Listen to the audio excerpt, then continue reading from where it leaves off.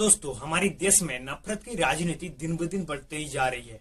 मणिपुर के बाद अब हरियाणा के नूंह जिले में सांप्रदायिक दंगे शुरू होने के 2 दिन बाद भी राज्य में अभी भी तनाव जारी है और इस सांप्रदायिक दंगे में कम से कम 6 लोग मारे जा चुके हैं, जिसके अंदर 2 पुलिस ऑफिसर भी शामिल है और 60 से भी ज्यादा लोग घायल हुए हैं।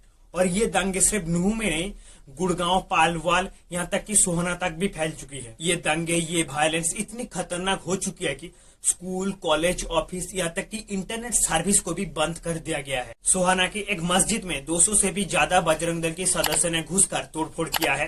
कई जगहों में रास्ते में खड़ी हुई गाड़ी, यहाँ तक कि पुलिस की गाड़ी में भी आग लगा दिया गया है। फिलहाल बीजेपी सरकार ने इस हिंसा की केंद्र स्थल यानी कि नूंह में, उसी के साथ साथ गुड़गांव, पालवाल, सोहना में भी सीआरपीसी सेक्शन 144 को लागू कर दिया है। आइए हरियाणा में हुआ इस हिंसा की वजह को गहराई से समझने की कोशिश करते हैं। लेकिन गुरुग्राम में देर रात से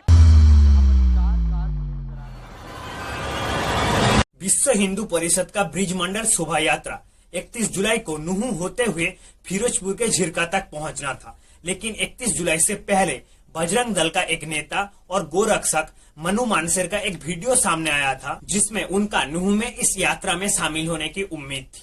और ये वही मनु मानसेर हैं जो कि जुनैद और नासिर की हत्या की मामले में आरोपी के रूप में अभी फरार है, जिन्होंने इस साल 16 फरवरी को राजस्थान के भरतपुर के 2 लोग 25 साल की नासिर और 35 साल की जुनैद का हरियाणा का भिवानी में एक कार के अंदर आग लगा दिया था और बाद में उनका जली हुई कंकाल पाई गई थी। और मनु मानसेर का ये वीडियो सामने आने के बाद नूंह में रहने वाले मुस्लिम कम्युनिटी के कुछ लोग मनु मानसेर के खिलाफ प्रदर्शनी करने की चेतावनी भी दी थी। और 31 जुलाई को जब ब्रिज मंडल का ये शोभा यात्रा नूंह के खोड़ल मोड़ के पास पहुंचा, तब कुछ लोगों की भीड़ ने इस शोभा यात्रा को रोक दिया और इस शोभा यात्रा में शामिल लोगों के ऊपर पत्थर और खाली बोतल फेंकने लगा और हवा में फायरिंग भी करने लगी। नूंह के निवासियों ने कहा है कुछ हथियार हरियाणा, राजस्थान, उत्तर प्रदेश की बंदूकधारियों से लाया गया था और ये हथियार, बंदूक, कारतूस नूंह के घर की छत के ऊपर रखे हुए थे, जहां से हवा में फायरिंग की गई।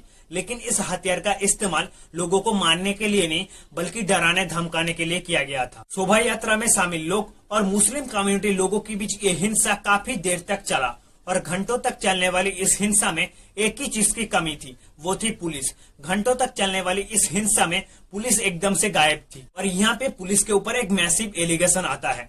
जब 2 संप्रदाय के बीच दंगे हो सकते हैं ये पुलिस को पता था, या जब 2 संप्रदाय के बीच दंगे हो रहे थे तब पुलिस कहाँ था? पुलिस के मुताबिक मनु मानसेर का पहला वीडियो सोशल मीडिया पे सामने आने के बाद 20 जुलाई से दोनों संप्रदाय के बीच हिंसा की तैयारी शुरू हो गई थी। मेबत में मेबत विकास सभा नाम की एक सोशल ऑर्गेनाइजेशन एक प्रेस को कहती है, शोभा यात्रा से पहले मेबत के मुस्लिमों के खिलाफ कई प्रोवोकेटिव वीडियो को सोशल मीडिया पे सर्कुलेटेड किया गया था। इसके बावजूद प्रशासन शोभा यात्रा को मेबत में प्रवेश करने की अनुमति दी और जब 2 संप्रदाय के बीच दंगे स्टार्ट हुआ तब प्रशासन पूरी तरह से ध्वस्त हो गए और पुलिस भी वहां से गायब थी। और जब ये हिंसा पूरी तरह से फैल जाता है, एक फिल्म की तरह हरियाणा पुलिस की बाद में जाके नींद टूटती है और हरियाणा पुलिस कम से कम 70 लोगों को हिरासत में लेती है और तब तक 6 लोग मार जाते हैं, जिसके अंदर 2 पुलिस ऑफिसर भी शामिल है और कम से कम 60 से भी ज्यादा लोग घायल हो जाते हैं। जिसके बाद deputy commissioner Nishant Kumar Yadav tweet करती है, सीआरपीसी सेक्शन 144 को लागू कर दी गई है। शांति बनाए रखने के लिए गैर कानूनी गतिविधि, सड़क पर नाकाबंदी और 5 से अधिक लोगों की इकट्ठा होने पर रोक है। क्या आप ही बताइए, यहाँ पे पुलिस का काम खत्म हो जाता है? और हरियाणा का मुख्यमंत्री मनोहर लाल ट्वीट करती है, मैं सभी लोगों से शांति बनाए रखने के लिए अपील करता हूँ। दोषी लोगों को किसी भी कीमत पर छोड़ा नहीं जाएगा, उनके खिलाफ सख्त से सख्त कार्रवाई की जाएगी। और नूंह में ये वायलेंस चलते चलते गुड़गांव, पालवाल, सोहना तक ये वायलेंस पहुंच गई। सोहना के शाही जामा मस्जिद में मंगलवार दोपहर 2 बजे को हमला किया गया। शाही जामा मस्जिद का केयरटेकर शामीम अहमद कहती है, करीब 200 लोगों की भीड़ मस्जिद के अंदर घुस आए, जिनकी चेहरे ढके हुए थे और उनकी रास्ते पर जो कुछ भी सामने आए उन्होंने सब कुछ नष्ट कर दिया। बादशाहपुर के भीड़ इलाके के दुकानों में आग लगा दिया गया, तोड़फोड़ मचाया गया और पालवाल का माहौल भी कुछ सेम था। लेटेस्ट रिपोर्ट के मुताबिक 116 लोगों को अरेस्ट किया गया है, 90 लोगों को हिरासत में लिया गया है। आप सोच भी नहीं सकते हैं कि देश में किस तरह से नफरत की राजनीति फैल रही है। फिलहाल इसमें आप लोगों का क्या राय है, कमेंट सेक्शन में बताइए। फिर मिलते हैं अगली वीडियो में।